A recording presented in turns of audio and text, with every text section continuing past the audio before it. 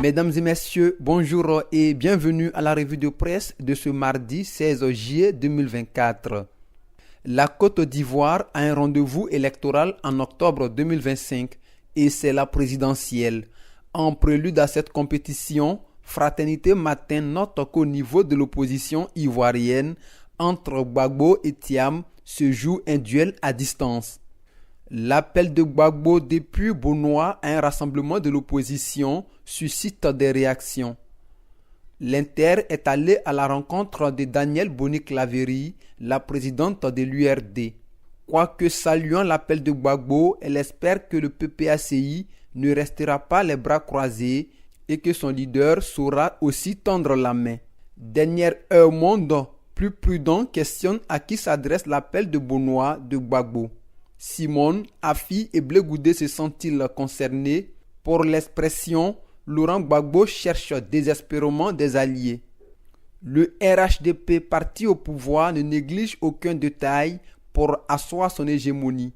Ainsi, dans la perspective de la présidentielle 2025, le mandat barre sa grande une en titrant que le RHDP envoie des missions dans 350 départements avec l'objectif clair de la victoire au premier tour. Toute chose qui fait dire à Anne Ouloto, toujours en manchette dès le mandat, que 2025, c'est maintenant. Le patriote qui embraye sur l'information reprend les propos de Anne Ouloto qui soutient Mordicus qu'en 2025 et après, le RHDP restera toujours là. Et Touré Mamadou de jeter une pierre dans le jardin de l'opposition en ces termes. Ceux qui veulent nous voir partir peuvent continuer à rêver. L'avenir pour donner de l'eau au moulin du ministre Touré Mamadou estime que le RHDP se donne les moyens de plier le match au premier tour. Dans le royaume baoulé, le matin rapporte que Nana Kwaku Dié II reçoit du soutien de taille et de poids pour solidifier son trône. 36 chefs de canton et 172 chefs de village viennent de lui faire allégeance.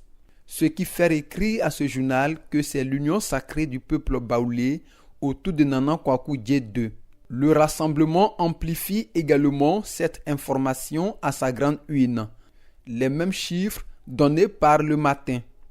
Cela ne semble pas du tout du goût de le nouveau réveil qui estime que sur la base d'une déclaration falsifiée, le RHDP fait du faux et de la manipulation dans le royaume baoulé.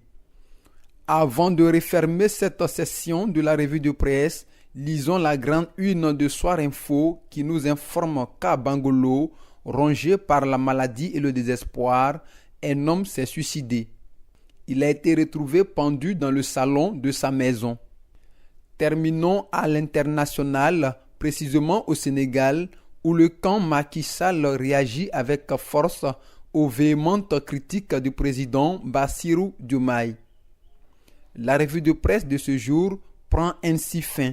Merci de nous avoir suivis. Nous vous donnons rendez-vous demain pour vous faire part de tout ce qui fait les titres des journaux ivoiriens.